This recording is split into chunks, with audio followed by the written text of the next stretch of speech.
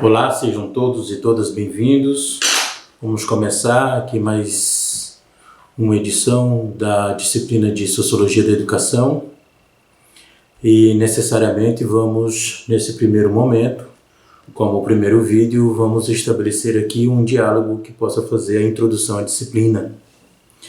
E necessariamente a discussão que quero propor para este primeiro momento é dizer o motivo, a motivação pela qual a disciplina ela está sendo pensada ou ela será apresentada a todos e todas no sentido de potencializar discussões que possamos compreender alguns elementos da realidade social brasileira atualmente. Então, como introdução, gostaria de dizer para vocês que algumas coisas chamam a atenção para a confecção da disciplina. Como, por exemplo, acredito que todos já devem ter ouvido falar de movimentos sociais como o MBL, Escola Sem Partido e Brasil Paralelo. Então, essas discussões que estão sendo propostas por esses movimentos sociais é que chamam a atenção para a constituição da disciplina. Então, qual é a grande questão que se estabelece para nós nesse plano de curso? A grande questão é pensar essas disputas pela memória que nós temos hoje, ou no cenário atual do Brasil, e que está diretamente estabelecendo relações tensivas e complexas entre a escolarização e a formação social. Ou seja, temos questões inerentes à nossa realidade histórico-social que estão implicando diretamente para a problemática sociológica ou do pensar sociológico.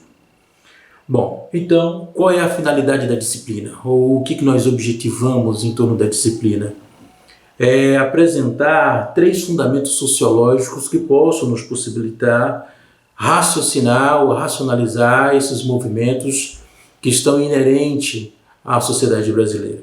Então, 3, como eu já mencionei, que é o funcionalismo, o segundo é a crítica social e o terceiro a racionalização da cultura. Mas por que eu escolhi necessariamente esses 3? Porque reafirmo o que já disse no início. A problemática que se tem para que possamos compreender, sociologicamente falando, a educação, temos que voltar a nossa atenção para esses movimentos atuais. E por isso que nada mais que atual do que pensarmos o funcionalismo na figura de M. Durkheim, a crítica social na figura de Karl Marx e a racionalização da cultura na figura de Max Weber. Então, iremos fazer uma circularização em torno desses 3 intelectuais, cada um no seu momento da disciplina, no qual possa nos ajudar a racionalizar, sob o ponto de vista dos conceitos, a capacidade que nós podemos estabelecer de dialogar com o presente, mas sempre com uma base teórica que possa nos fundamentar. Então, esses 3 eixos, no qual eu estou sinalizando para nós considerarmos em torno da disciplina, eles irão pensar essas tensões que nós temos hoje na imaginação social. Ou seja, nós temos uma imaginação social, nós temos uma mentalidade, nós temos usos políticos do passado e nós temos o papel do Estado. Essas dimensões que nós temos na realidade social histórica atual, elas nos remetem para questões complexas que estão diretamente ligadas à educação. Bom, então, não é de se espantar que atualmente há engajamentos, esses engajamentos eles são políticos e esses engajamentos eles estão no cotidiano. Nós temos uma polarização da sociedade brasileira na qual nós estamos fragmentados entre A e B, e nesse cenário entre A e B, nessa ambivalência de contradição, de oposição, ela justamente está em torno de um cenário que se abre não hoje, necessariamente, nessa qualidade filosófica do agora, mas necessariamente numa condição do presente historicamente constituído, que isso vai em torno aí de faz uma década, que o cenário da corrupção. Então, esse grande tema da corrupção, ele tem constituído essas polarizações que nós vivemos hoje e essas radicalizações que, por sua vez, estão produzindo prejuízos. E esses prejuízos, eles não estão necessariamente somente no cotidiano, mas também, se recordarmos o Pierre Bourdieu, que também vai fazer parte da nossa discussão de sociologia da educação, mas aí de Bourdieu eu vou falar posteriormente ou necessariamente em outros vídeos. Pierre Bourdieu, então, vai dizer que essa problemática do privado, do cotidiano, também ela está diretamente associada aos agentes do Estado. Porque para Bourdieu, no Estado, ou os agentes do Estado, como sujeitos produtores da ideia de público ou da ideia de oficial, esses sujeitos também são apropriadores. E esses sujeitos também, eles não estabelecem relações distintas entre o privado e o público a partir das suas próprias representações simbólicas, que muitas vezes, na sua grande maioria das vezes, Bourdieu chamou isso de violência simbólica. Mas ela é legítima. Mas aí vamos discutir isso futuramente nos outros vídeos. Bom, voltando então para a questão do que me remete para essa introdução da disciplina, é que o cenário atual da sociedade, nessa relação de engajamento político, ela decorre então de alguns elementos ligados ao efeito da corrupção. Por exemplo, desilusão, sentimento de abandono, frustração, reivindicação de cunho moral, ético e aí chama a atenção para um elemento novo, pouco discutido, que é o elemento da experiência estética. Eu não sei se vocês acompanham alguns vídeos ou algumas publicações que estão na rede social. Essas publicações, elas têm um cunho do qual há alguém com uma câmera, não é, que está do outro lado da câmera, e que ele interroga aquele que está do lado de cá como um manifestante, e ele faz a pergunta se a pessoa consegue estabelecer um raciocínio lógico, objetivo e seguro que possa justificar por que ele está naquele movimento ou o que ele pretende com aquele movimento do seu ponto de vista da relação entre meios e finalidade. Essa é uma discussão do próprio Max Weber, que também será postergado para outros vídeos. A grande questão é que a grande maioria dos sujeitos engajados, politicamente falando, eles têm uma relação com a política que é uma relação estritamente estética. E aí a questão é um problema do gosto, não é a estética do gosto. Mas isso é complexo e aí poderemos dialogar isso no decorrer do curso e vamos ter que enfrentar isso no decorrer do curso. Bom, então, para seguir, não é, eu quero dizer que esse engajamento da população, de maneira geral, não é, se dá em grande medida porque, em relação ao efeito da corrupção, nós temos um princípio ligado à dominação. E aí eu volto, ou chamo a atenção para a questão do Estado. Nós vamos ter que enfrentar essa discussão também da dominação, que Max Weber ele traduziu ela em três grandes tipos de dominação. Tem a tradicional, a carismática e a legal. Em torno dessa legal, eu quero enfatizar que aí a legalização do Estado, ou o Estado legítimo, sob o ponto de vista da burocracia, sob o ponto de vista da secularização, e sob o ponto de vista do princípio laico, que no Brasil isso está muito confuso, essa presença do Estado enquanto instituição laica. Isso significa, então, que tanto o funcionalismo, como a crítica social, quanto a racionalização da cultura, nesses três grandes eixos que a nossa disciplina irá se concentrar, essa questão do Estado legítimo, ele se apresenta muito forte. E aí nós vamos discutir esses elementos.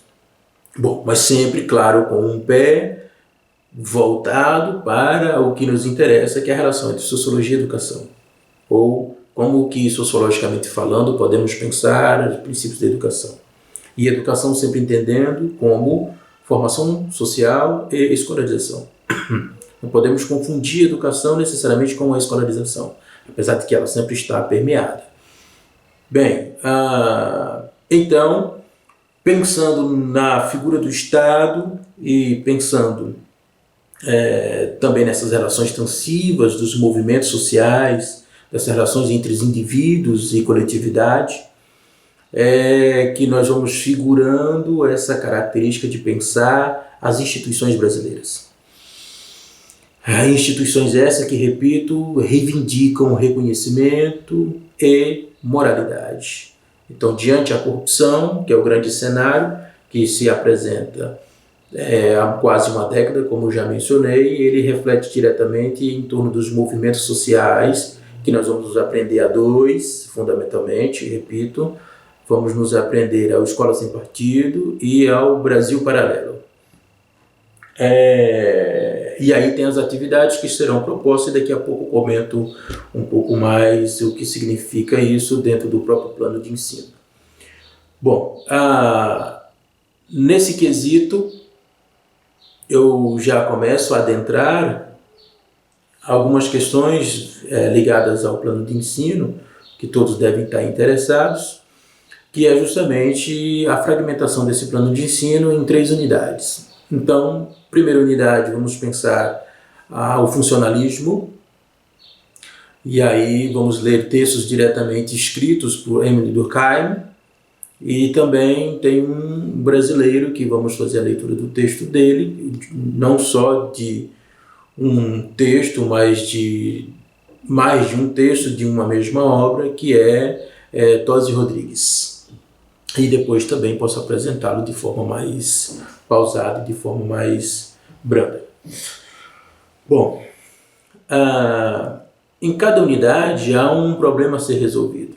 Então, quando tiverem acesso ao plano de ensino, vão observar que tem a classificação da unidade, tem os tópicozinhos que serão discutidos e no final tem um problema.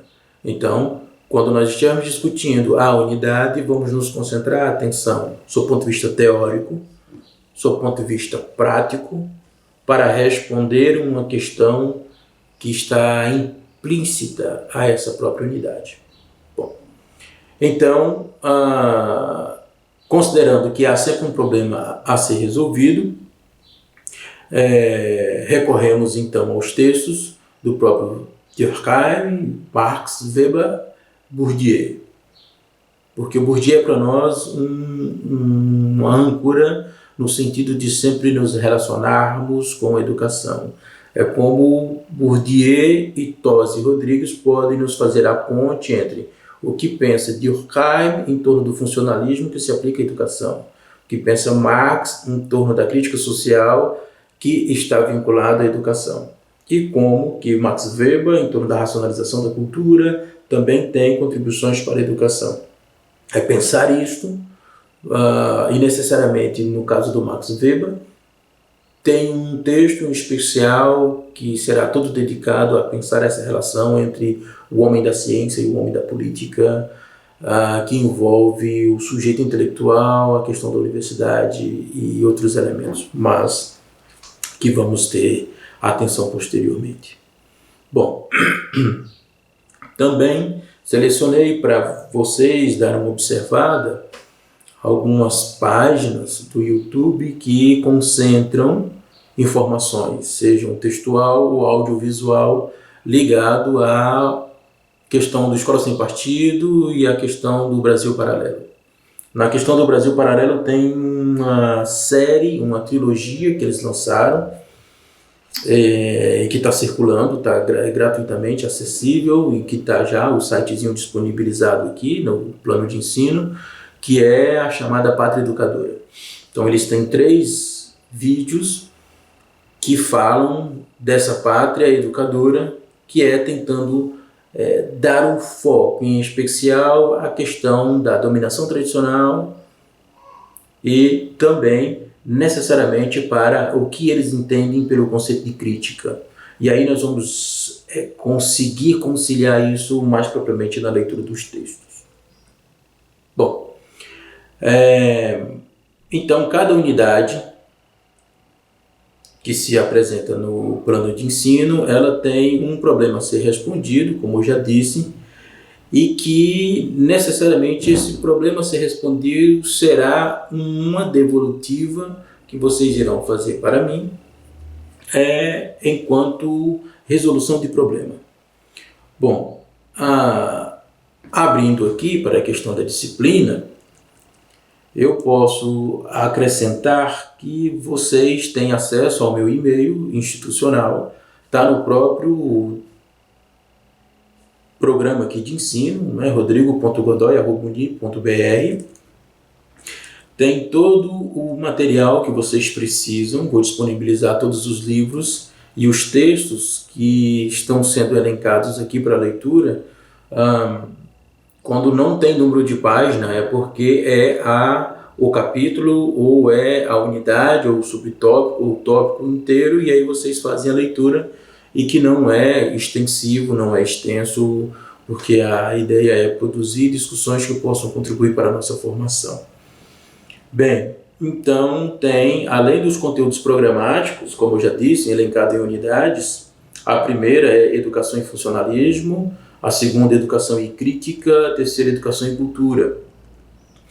Tem, posteriormente a essas unidades, aquilo que nós chamamos de critérios de avaliação.